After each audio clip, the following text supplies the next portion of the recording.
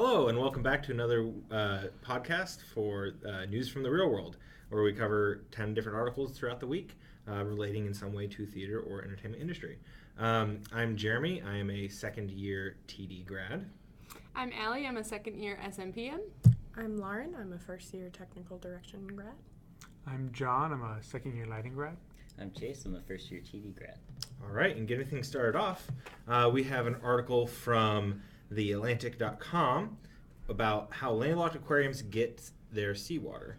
This is by Shara Zhang, and goes through and talks about how originally there wasn't like a pre-mixed, just add this to your water and magically you have salt water.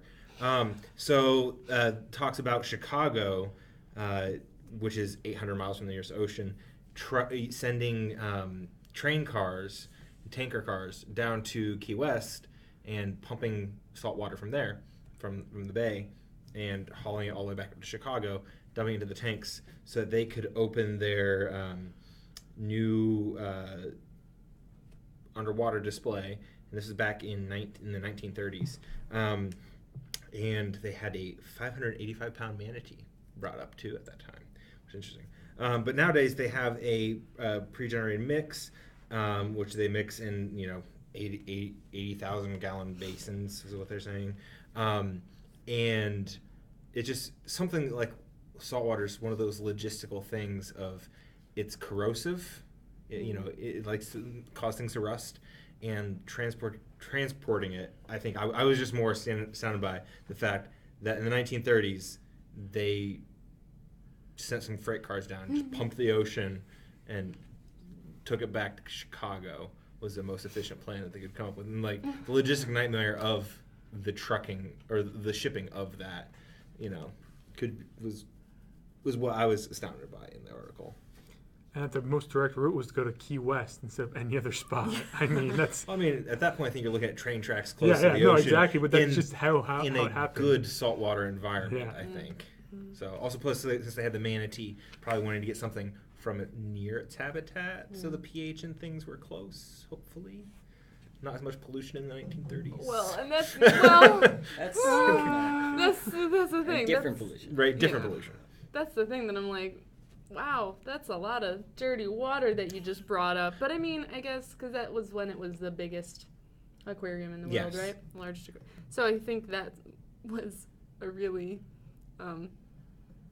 good example of like, man, this is a great idea. Let's do the thing, and like not actually thinking through how to do the thing, maybe. Because like now they're talking about the mix that they have isn't just like salt. It's salt and other different chemicals to create the ideal biome for what it is. Because there are other things in seawater besides salt. You can just put salt in water. No, we're not that salty. I thought Debatable. I thought the one that I found most interesting was the aquarium that directly pumped the water from like the harbor it sat next to, and I thought that was super. In Baltimore. Super interesting. Or I think it might have been one in California too, because like they were saying, like even in the article, the people talking about it were getting so excited because they were like, oh, it's an ideal location, it has protective areas all around, and they pump it in, but then they had the issue of that water they were pumping in wasn't like aquarium quality clear water, so they had like clear water in the morning, and then they pumped in like the like good microbe water that wasn't as clear during the day, and then they had the jellyfish problem, which I was like, that's a little sad. You're like killing a lot of jellyfish, and then their divers got like stung in the face and stuff too. But just the logistics of something you might think, oh, we'll just take the water right there, it's just is water. Easier. That like even that has a lot of issues compared to like mixing it. Yeah, I was interested in the different financial, logistical, and environmental considerations and all the different iterations of that. And also, it doesn't talk at all about where the seawater goes once it's used. Right. Because a lot of it is upon evaporation, about just the water dissipating, like the actual water, but it's still leaving a lot of the particulate. Right. But not to burst your bubble, but sea creatures poop. Yes. It's called the natural biome of the actual thing. What? And the cleaning of it. Well, right. So that means, and I think currently that just means that there's got to be, I don't know the inner workings of aquariums, but like there's got to be like a filtration system where it cleans it, but then has to add back in what makes it seawater. So that's a complicated process. Yeah. To have so any like location. any tank where you have to do cleaning and then resetting. Yeah. But technology. Technology. Speaking of technology. Oh boy. That was smooth. We have banning technology at the Globe Theatre. What would Shakespeare do? WWSD. By Yvonne Gilbert on the theaterartlife.com. So basically, this is talking about how at the Globe they had a new artistic director, Emma Rice, who brought in sound and lighting designs, and everyone went, "What?" But Shakespeare wouldn't have done that, and so she's being fired. And they cite the fire and why they shouldn't have lighting designs that make use of instruments, which is very, very silly. And all to keep it in the spirit of Shakespeare. Exactly. And so it's just basically, but then the writer says, that's actually not true, because he did all types of sound effects. Like, he had his actors making sound effects and everything, and even said, okay, all of his parts were played by men. Are we going back to that? What are we talking about here? So it's very interesting that it's just, a very backwards thinking step for the Globe to take, I think, instead of trying to incorporate it so that modern audiences can see how that historic place and the work in that historic place can be magnified by designs. So I just think it's kind of unfortunate. But. Yeah, I understand what they're trying to do with preserving the original experience in a sense of not making it about a light show, not making it about, because that's same principle of why some churches don't go mega church route where they have lighting design, big sound design, everything's acoustic, everything's just straight, turn the lights on in your house, fluorescent lighting, just enough so you can see.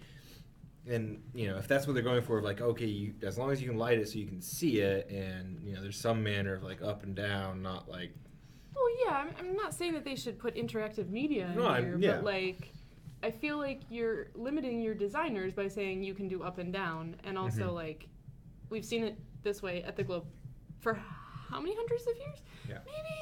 Maybe we updated it a little bit. Maybe... Yeah, I actually went on their website and looked at their mission statement, and it doesn't say anything about preserving. Yeah, it says it's basically their mission is about, immersing people in the works of Shakespeare, or engaging people in whatever way they can, and that doesn't seem like that's outside of that mission. They just decided they didn't like it, and by Emma Rice. Goodbye. Yeah, to answer the what would Shakespeare do question, I think Shakespeare would put as much technology as he could available to him at the time, because that's what he was doing. He was shooting cannons off the roof and burning his theater down. He was into the special effects. So I don't think it was Shakespeare who would have had a problem with it. But I think they, as a company, really need to decide if they're trying to preserve the kind of historical elements of performance, or if they are just trying to kind of create some sort of immersive, Shakespeare, or what are their goals as a company? If you're trying to keep it historic, almost like a museum, and keep those performances, then I think you should think about even going more okay, they did only use men, and only use men in your productions, and keep it as historic as possible. Or it's one of those I think within reason, you probably shouldn't have touch pads in the Globe Theater, but if you want to update it a reasonable amount, then you have to start allowing those new instruments to come in. Sounds like it was too much change too quickly. Yeah. I also wonder if it was someone else that did these things, if it would have been received differently. Like, if it would have been someone with either more experience or, Oh, I was... of a different gender. Yeah, that's what I thought you were going... I thought you were saying... Either way, it might have been received differently, and that in and of itself is kind of sad if you think about it that way. Kind of? I mean, really sad if you think about it that way. Not just kind of, but... Yeah, like the old white men who have... If it was one of their buddies that came in to do it, it might have been received better than someone new, a female new person coming in going like, oh, I want to try this thing that hasn't been done. And that proposing of that new idea because she is who she is might not have been received. And it is a delicate kind of, even like if she had been there for 5 years and then she had tried to work some of these elements in, that's different than being like, okay, we're going to do a radical change of what we've been known to do. Not that the audience, they said they were packed. So box office loved it. So it wasn't a matter of just people aren't coming. Someone didn't agree with it and they were in a position high enough up to then dictate everything. She's your artistic director, though. Like, that's ridiculous. That you're like, no. The board, I guess. It must have been the board, right? Sorry. Anyway, grumble. Technology and modern people. Right. Speaking of smooth of a transition. Speaking of Europe. There you go. Because the UK is not in Europe. But anyway. Okay. Anyway. So, artsy.net. The title of the article is New Copyright Regulations Could Prevent Artists from Sharing Work on Social Media by Benjamin Sutton. And it was basically talking about how the EU is discussing new legislation. Part of the articles are trying to protect copyright, and which sounds like a good thing because they haven't been updated in, I think they said 17 years. And so, yes, and a lot of technology and the popularity of the internet has like greatly affected the way we share information. But Article 11 and 13 kind of get into this regulation of sharing copyright materials and would move to propose that the networking sites kind of have a duty to regulate this material, and so some sort of filter needs to be put in place before people can post artwork and things to make sure they have permission. And one of the problems with this is obviously any flaws in the filtering system. If your artwork is inspired by other artwork and looks similar, then you can't post it, especially if it's like a timely thing. Like the example they gave was like mural for an election that's happening in a week, and if it gets flagged, it would take weeks of like negotiating with whatever networking site it was on to get it posted, and at that point it's not worth it and you're no longer sharing your art. Along the lines with this, there was an article a while back that was talking about even like reposting an article on a blog, like what we do for this blog, that if there has to be a certain percentage of words that cannot be identical. So like just same with like plagiarism. You can't just repost an article and say, hey, I'm just here to facilitate the spreading of this knowledge. I'm not taking credit for it at all. Like if you just post a short summary that is like that one little paragraph, that can get flagged in some of these things that they're going through right now. So I think this article though, it looks at like it's more disheartening to see what can become of people who are doing work or work inspired by other people. Especially if, like being in a new media generation or social media where everything's so instantaneous, it's hard. No, I feel like that doesn't take into account, right, like parody works, or like if you have, I'm not a big Warhol fan, but like if you have you know what I mean, like that is taking a thing that already exists and then like making into a derivative or a parody, and it's like, well, how do you justify that then? I think like people that do like cover, like similar to like cover artists, you know, or just some kids trying to, you know, replicate something that they really enjoy just to make their own, you know. They're not profiting off of it. There's no profit of it, but it could still. A lot of these things will start getting flagged more and more I feel like once it starts going down this road. Yeah. And that's something, because we cover copyright in Molly's class this semester a lot, and that's something that we were talking about, like, in school, like, the use of stuff in, like, productions, like, is it gonna get flagged? No, probably not, unless, like, someone comes to see, you know, a grad thesis shit, like, no, it's probably not gonna happen. But, her rule is generally, like, is it harming the person that originally created that work at all? Like, whether in reputation or, like, monetarily. Like, is it taking something away from them? And I just feel like... Is it changing the intent? Yeah, and I feel like if this is not, like, it's only... I see the point, but I feel like it's only hindering the creation of more art. Yeah. I think a lot of, like, people who even are just sharing their art, because, I mean, there's so many techniques and styles now that some filter that's just trying to go through those won't really be able to see that it's original artwork. And really, in, like, this time of social media, if you're trying to get people to see what kind of art you're doing, you really need that online exposure. And how are you trying to express that? One, maybe you're like, no, I want to post this is my art, but you also would probably be happy with people, like, sharing it. Like, if you wanted to, like, share something Chase drew on Facebook, like, you should have... You're not the owner. Yeah. So... Yeah, so, I don't know. Yeah. It would be interesting to see if schools are able to post their students' artwork, you know, or galleries, or, like, you know, a gallery taking photos of what they have on display as advertisement. Does that get flagged because it has the artwork in it, and it's not original artwork at that point? If you're the first person to post something online, are they going to give you the ownership for it? Yeah. And that becomes a huge, huge problem for all kinds of things. And just because you posted it online, does that mean you really created it first? Correct. It's the ownership of the ownership of it. What defines the ownership at that point? Well, not for nothing. If I recreate a Bob Ross painting, is it going to flag it? I hope not. Bob Ross wanted you to paint. No. Bob Ross is awesome. I don't know. Has Bob Ross already posted his on? Probably. Everybody's posted this stuff everywhere. Right? All the memes. Meme ownership too.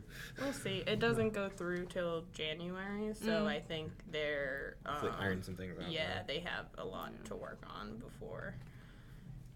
I hope before it gets put into practice. Well, in themeparkinsider.com, article by Robert Niles, they're talking about still in that virtual sense, virtual reality and theme park attractions. And it lists one here about one in Williamsburg, Virginia, about the Battle of Ire. And it's interesting as they're talking about it. They're wondering about the benefits of using virtual reality and what they're working on, the products. And a lot of reading the article, is it actually helping the story along or not? A lot of times, is it just a cheap gimmick? Not necessarily cheap, but is it just kind of a gimmick? Because virtual reality is not a cheap gimmick. It's an expensive one. But is it a gimmick, or is it actually helping propel and move things along? Because the process it takes to put it on, to apply it, and then to have the viewers watch with it, and then take it off, and the expense of running it and upkeep of it. The biggest thing is, what does it do with storytelling? You know, does it actually assist in the storytelling? And I think it can. I think it's like anything we have out there technology-wise. It's another tool, but I feel people get so rushed in that, oh, we have some new fancy technology. Are we really using this tool as a tool or as a centerpiece? Well, I know Disney in the theme park area, Disney's doing a lot of work with it, is use of augmented reality for a lot of their rides. So, you know, the ride is still doing their thing, and you can still see through the glasses, so you're still seeing the things that are there, but then it's adding an extra layer of effects, or, you know, it makes that smoky, creepy fog every single time exactly how it's wanted to, coming from that one source. You know, it's not relying on as much practical effects, because it's able to create it digitally every time, and it would be repeatable and almost interactable too. There are logistical issues with the VR thing too, getting people into all of that gear and getting it to actually fit and work for everyone. There was a different article, I think, talking about how much it slows people down getting them on rides, so it's become very prohibitive for people to integrate VR because it's just so slow. Yeah, in this one, because they were entering the theater for it, worked out because they would prep them ahead of time with basically a headset that would then clip on the virtual reality thing. But that's in this one instant, and it just happened to work for them. Yeah. I mean... Because they're in a theater. Yeah, they're in a theater. You can have people outside the theater waiting for the next showing and prep them and then move them forward. And then they just take it off like you would 3D glasses. But how much is it really helping the ride or not? Well, like, personally, it would be a little exclusive because like I said, personally, I don't love that feeling. Like, I get a little sick, actually, from that feeling. And so if it's, especially on a ride, I'm just like, nope. You're moving with it too. Yeah, exactly. And it's, I don't know. Yeah, I feel it'd be weird to have augmented reality on like a ride or something like that, because I feel like you miss a lot of what could be seen because there's something in your face kind of, even though you can see through it, it's still blocking a lot of the aspects of just experiencing and feeling everything. I think the hope is one day to get it to be like almost just glasses, Yeah. where you don't, it doesn't seem like anything. You forget about it after a time. Yeah. Easier for those that wear glasses every day. But it's then just a layer on top of that world that is interactable. But it's also weird because, you know, yes, I'm looking through the lens here, but there's also this outside world that I'm still aware of and I know it's there. So you'd have to work with it fading in and out of that lens, essentially. And when is it actually needed and when is it just, you know, some rides, yeah, it'd be great to have that extra layer, but some rides don't need an extra layer. Right. I mean, I'm pretty sure the teacup ride at Disneyland does not need an extra layer of dizziness my on God. more it. bubbles. But yeah, I mean, I don't know. forgot where I I was going think with that. some of them, it was like talking about how, like, they were like, this ride isn't as popular. Let's add on some virtual reality. Yeah. And then it had negative effects. And, like, that's one thing. And then the more, like, theater setting where they, like, created it around it, I think that is really focusing on the storytelling and, like, functioning with the purpose in mind. yeah, that storytelling is, you know, I've always been taught and always use it as a gauge of, does it help tell the story? You know, does going this extra mile with, you know, this set or integrating this media or doing this to the costume or doing this to the makeup, does that help tell the story in a better way? You know? Speaking of storytelling, Ah. this is an article on Variety. It's called Costume Production Design Teams Add Emotion to Nutcracker and the Four Realms by Zoe Hewitt. And it's just about some of the design ideas for the movie that's coming out. It came out November 2nd. It's out. Surprise! And Ah! it is, you know, Nutcracker has so many variations across the productions, but it at its original imagining is kind of a period Victorian piece, and many productions still do that. And this movie started there and then added, you know, the magical realism to it and used color to add emotion to tell story. Especially in the production design. It doesn't talk so much about the costume design. The level of detail that they were able to incorporate into some of these things, I was truly impressed by. That they actually went as far as they did, and pursued it to the final point that they did.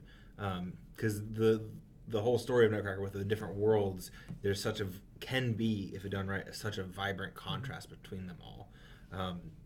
Which is why it truly begins to feel, at least from the audience point of view, that you're transported from one place to a different.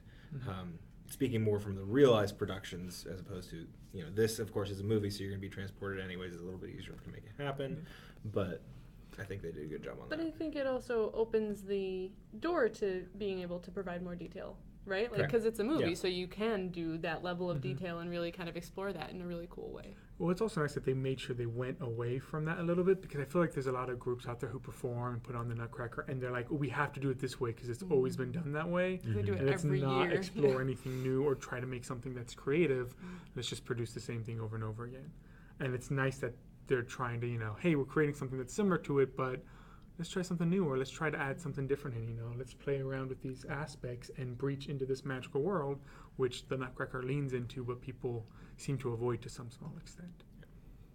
I definitely wanted to see more pictures from it Yeah, because just one. yeah, there was just one, which I guess is like go see the movie. But Or watching many of the trailers online, it's really, really good. yeah, but like they kind of talked about this like purposeful use of color and even not showing like red until like a certain character comes into the picture, and I just think like that kind of thoughtfulness and like restriction of color, I think proves how thoughtfully it was done, and I'm sure it really translates well into the film.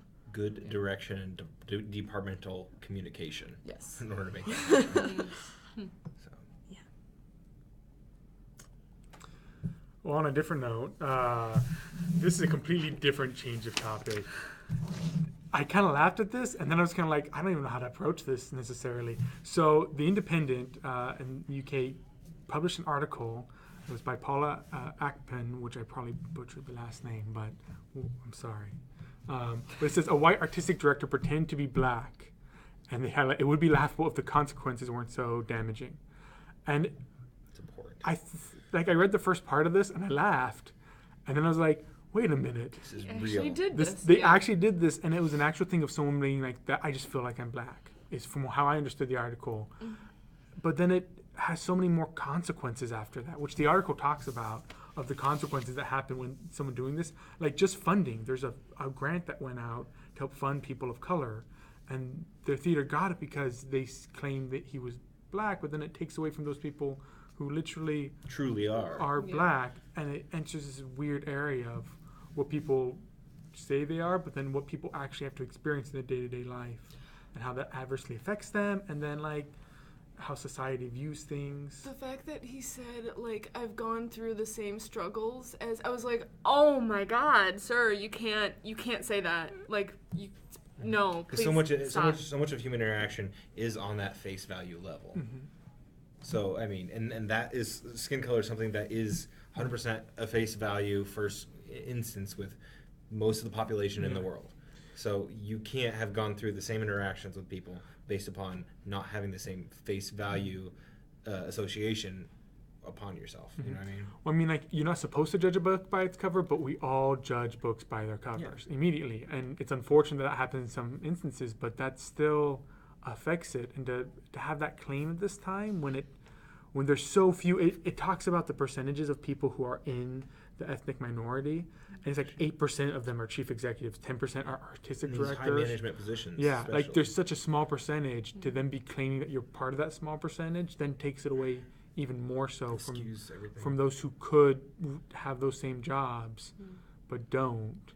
It's interesting how it's a weird article to kind of have. Like, it's weird that it's out there and something to worry about, and that it's affecting people adversely because of the claims.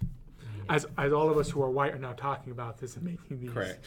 judgments. But I honestly think that we also have some, I feel like we can criticize him well, but I don't think we can talk about the other. I mean, we're not as well equipped to talk about Right. the connotations that can affect others.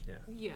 It just feels, right, as a person who cannot actually say this, but like it feels very offensive. Yeah. It just feels very offensive. But maybe it's not. I mean, he leads. He leads. It's a. Let me see. I mean, he works with a lot of. From what I understood of the article, there's a lot more in the group that are black that work with him. From how I understood it, maybe I completely misread the article. Isn't he the in charge of a group of? Yeah. yes, that their main goal is to produce diverse works. Yeah, and he has specifically gotten funding for himself. For that, and so it's interesting that we are viewing it that way, but he's working with people who obviously are okay with it. My problem with it is when like the funding is provided under these circumstances, that is what its intended use is. And I believe, obviously, I don't know, but if that were the restrictions, I imagine that whoever is giving out this funding would want it to go to a person of color, intended use, artistic director. Even if it is benefiting people of color, they want someone who has had those experiences and understands truly from personal experience what it's like in creating art to reflect that. And they don't want it to be some white person still trying to do that, but it's just different, and it's disrespectful, and yes.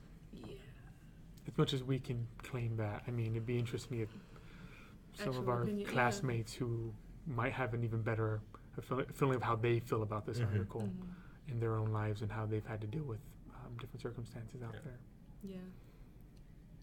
In a similar vein, there's an article on San Francisco Chronicle, I believe. It's a Q&A. Should we keep producing Miss Saigon? It's written by Lily Janiak. And it's an interview with a, I've lost track of who these people are, basically an artistic director and a stage director about the show Miss Saigon and whether or not it's okay to keep producing the show. You know, we kind of keep having these issues come up. And Miss Saigon is an adaptation of Madame Butterfly, which is... you know, a problem in itself. We talked about it a couple of weeks ago, Yeah, and you know, I'm not particularly familiar with the musical, but this kind of goes into each of the female characters. They don't get to be people. They have one thing that is their thing. They don't have fully fleshed out characters. They don't have anything going for them except for the male characters, or even the Asian male characters. They only have their one thing going to it. It has a lot of racism. Yeah. In short. it was interesting to hear from the artistic director and production man. I forget what the other title was, but to hear kind of the historical background of how the parents their parents' generation saw this as a huge win because it was some sort of representation on stage, which then brings up the question of, now that there is more representation, should we keep producing this play? Should we start looking more at the quality of the representation that these things are being given? Right. Yeah. Which we were talking about last week too. Yeah. Like we talked about. No, go ahead. Well, one of them is a program manager and is directing in the Heights, and while doing this interview, you know, not simultaneously. And the other one is a casting director at San Jose Stage. So they're both very much involved in work with people of color, work that, you know, tries to increase diversity on stage. Yeah. No, I don't really. Yeah, it's not anything against the people who are producing it. I think it's just the work itself. Like we talked in Colloquium last year. This is a little bit different, but kind of similar, about the ring cycle. And we were discussing how do you separate the artist from the work, like, and the artist from themselves. So like if the artist themselves was horrible, and had horrible beliefs and did horrible things, but created great art, is that okay? And we were also discussing about how, because Wagner was not such a great person, like, there are so many more operas that we could be doing, that we could be investing in. And I kind of feel the same way about this. Like, there's so many other ways in which representation can happen now in a more positive Especially light. at this time. Right. Like, do we need to be holding on to this? Yeah. I think we definitely need to not be doing it as much as it is still being done. But I also think that there's still a part of not forgetting from where we've come, and like, at least like it being preserved and not just being like totally Like it didn't I'm happen. Correct. Doing fewer or no productions of this doesn't mean erasing it altogether. Correct. We're not in the age where things are going to disappear. I mean, I don't know what's going to happen in the future, but I was gonna say everything What is that? Fahrenheit 451? Like. but right now everything That gets eye recorded, contact was and there are so many records. It's not like. There are so many versions of what I'm saying that are It wrong. So certainly I'm just gonna has stop. historical significance to it. And you also look at maybe, I remember they did this, I believe, with West Side Story. They rewrote some of it with someone that had a better back with Lin-Manuel. Reworking some of the songs of someone from a background that was not a white person writing. I mean, because even South Pacific still goes through these things when people do that production. Yeah, but I think if they maybe work on maybe looking at rewriting it a bit, keeping somewhat of that's there, but actually putting the focal on it, rewriting the characters. Because you could revitalize a play and change how it is, but you'd have to change the script substantially to do so. But that could be an alternative if people were willing to do so. I mean, there's stuff in here about how people really love the music and they don't want to lose the music. And there's a suggestion, well, we'll just do concerts of the music. But if you did, you held on to the music and then rewrote the script. But that's, kind of. Well, I think the whole industry is changing in what they see as being okay. Yeah. And I think this is on that line at this time. Yeah. So. Okay, so no good segue here. Another sobering Look topic. at the industry. No, I don't know. I don't know. You're trying too hard. From TPI Magazine, a sobering look at the production industry by Jacob Waite. So this basically was an interview with a former addict who had participated or still participates in the production industry and worked on the road. And the article went through his story of how he hadn't done any drugs or anything, and then he sort of got into the entertainment industry and touring and on the road. Easy access. And it was easy access, and it was a completely different sort of lifestyle. And then it kind of talked about how in order to reform that and to really make a change, you have to do it for yourself. And it's important that you are kind of the main focus of that in order to make a change that is lasting and will benefit you in the long term. Like, it's nice to have the sentiment that you're like, oh, I'll do this for, like, my significant other or my children, but if you genuinely want to change, you kind of have to have that initiation and bring yourself to look for routes of change and find people to support you in that as well. I was kind of looking for something else in the article, to be honest. It was very much this person's personal story, and while that has value, the title sets us up for a look at the production industry. Not a look at his experience in the production industry. Yeah, and I would be interested to read that article. Sure. I'm sure it is out there somewhere. Yeah. It does, yeah. It kind of makes it seem like this is why they warned against becoming, being involved in the theater, because, and I don't want to make light of it, because, it is very serious, and... There are people struggling with it to this day. Absolutely, and it's not an easy life in the theater, and, I understand how that can be a thing, but I also don't think that it's just because it's, you're on the road and it's hard. I don't know. I agree with the message that it is basically saying that if you're going to advocate for your health, you have to make those decisions for yourself. You can't rely on other people to force you into making those decisions. It's like a choice. It's a choice. Yeah. And not an easy one. that's the biggest thing I always tell people about their health when they're working in the shop.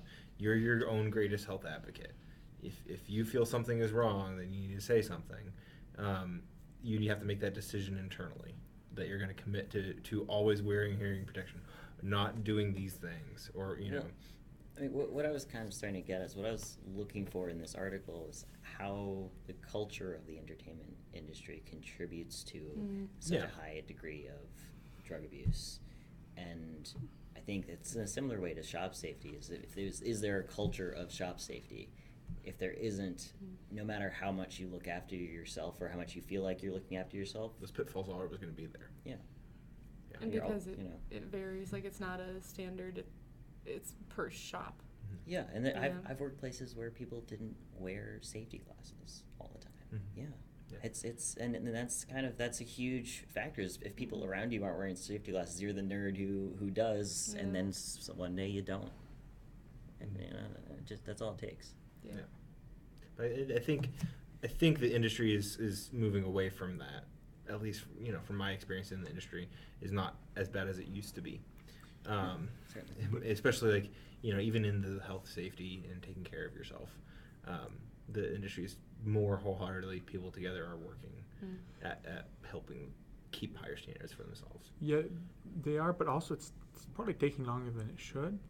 It seems like a very slow process of what should be I feel like a faster movement, but unfortunately it's taking a lot longer to get through on some of these areas.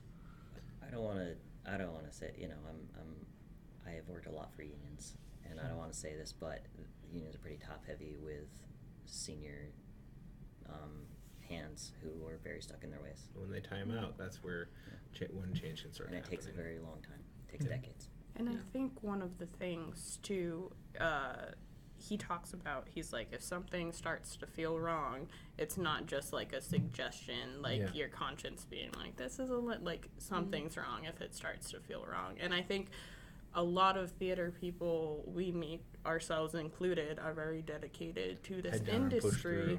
Push down, get through however you can. And I think sometimes when that's adversely affecting your health and what you're able to do, sometimes you have to just step back and walk away. Maybe not forever, but sometimes this industry can be damaging to your health, and you have to recognize that and recognize that you are more important than whatever show you're working on right then, and you have to take care of yourself. Take care of yourself, be healthy. Yeah. I actually kind of feel like it goes better into yours. Yeah. I mean, looking at the industry and being safe, there's an article from Woodworking Network of how to achieve an accident-free workplace and why you should aim for it, by Christian Furner. And to me, this article, and because of my experiences, just goes to say a lot of things that I take for granted because I expect them to be there. It talks about making sure there's good corporate values and that the values underline safe working environments. There's policy procedures. Your management is committed to having a safe work environment. You report things. You report bad behavior. You report near misses. There's training, good communication, and that there's risk assessments done, and that all the employees have some form of involvement or personal investment in having a safe place to work. And I have been lucky in working in places where that might not be blatantly stated or done so clearly.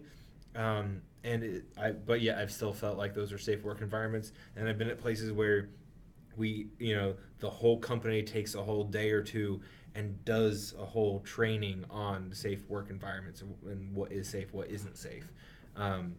So I kind of feel that this is great if you're not in one of those places to look at.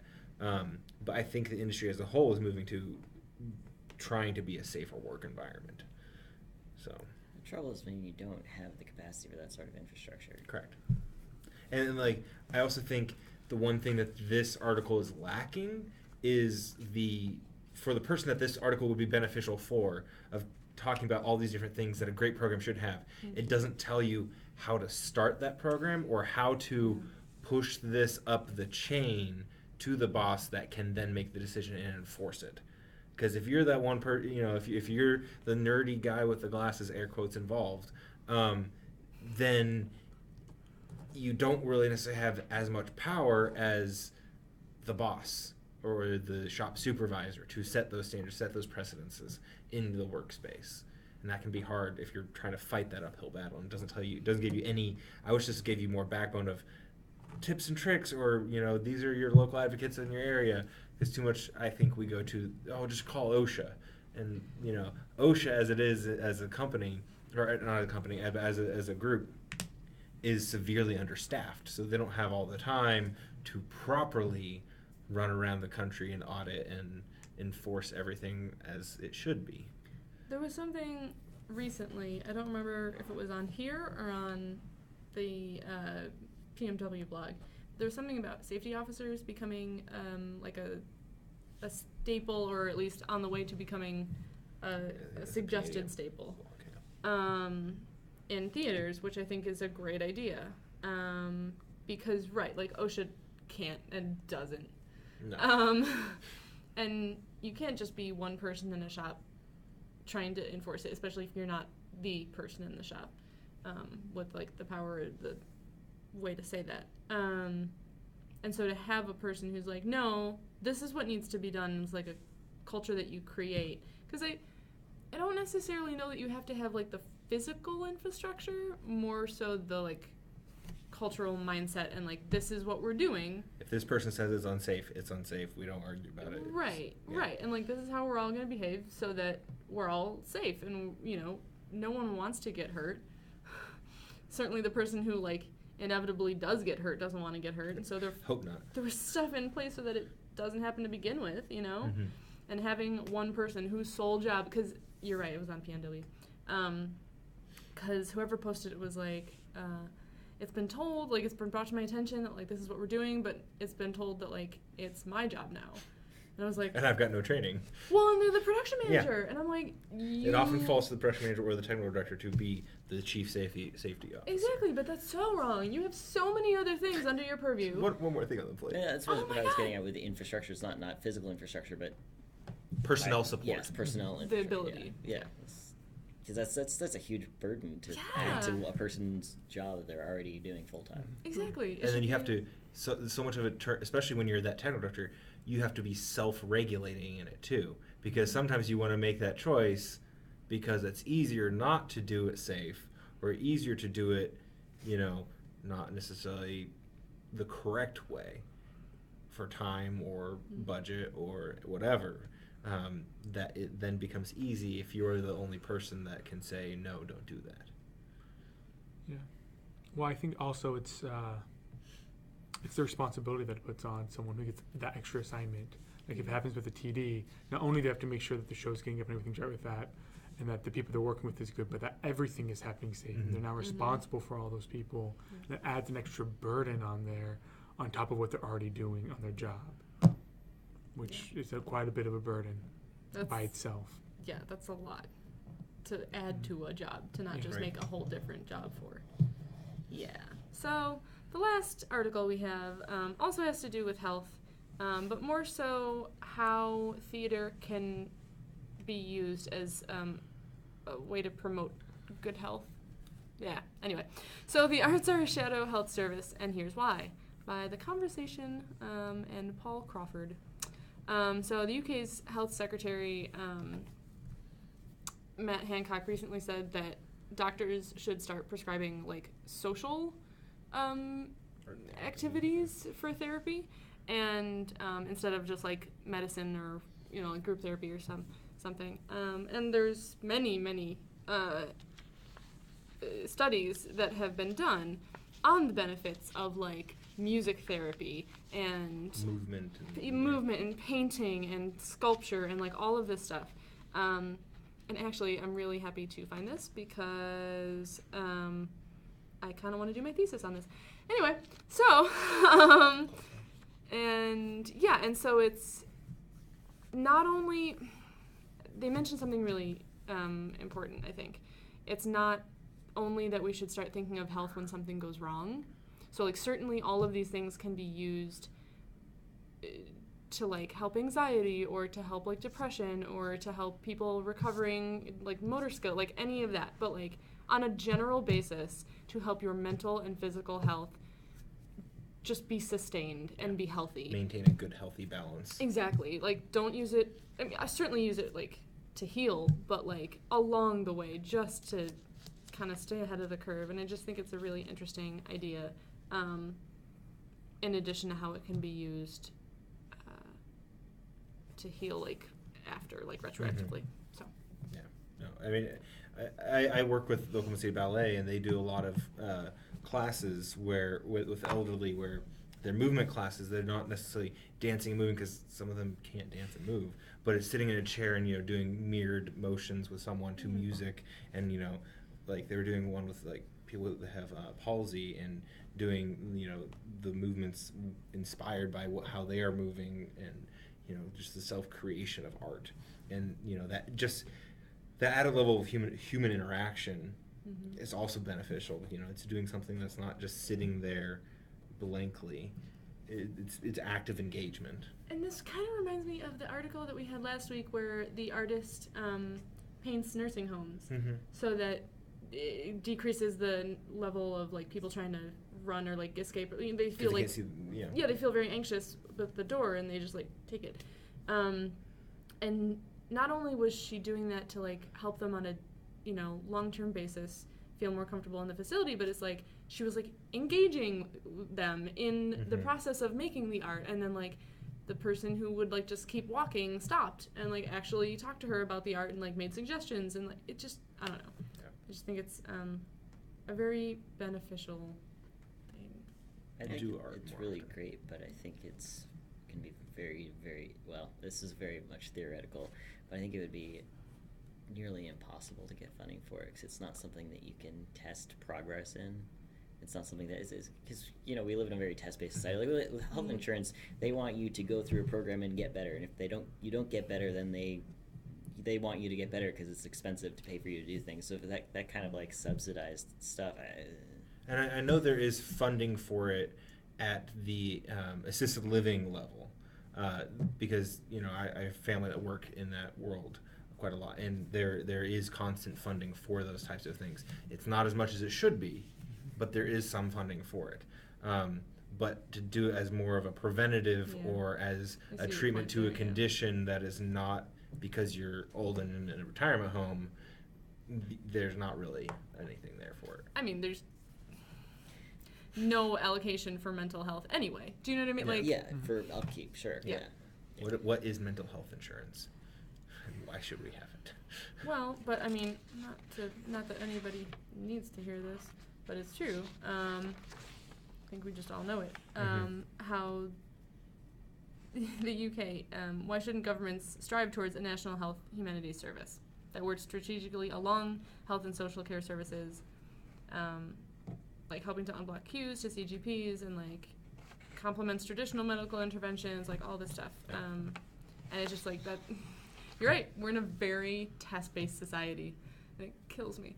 Because it's like, are you better? Did it make you better? Are you better yet? Yeah. Okay, great. Now get out, basically. Yeah. All right. On that happy note. Well, I think that's it for this week. There may not be a podcast for next week due to Thanksgiving break, so have a wonderful Thanksgiving, and we will see you afterwards. Bye-bye.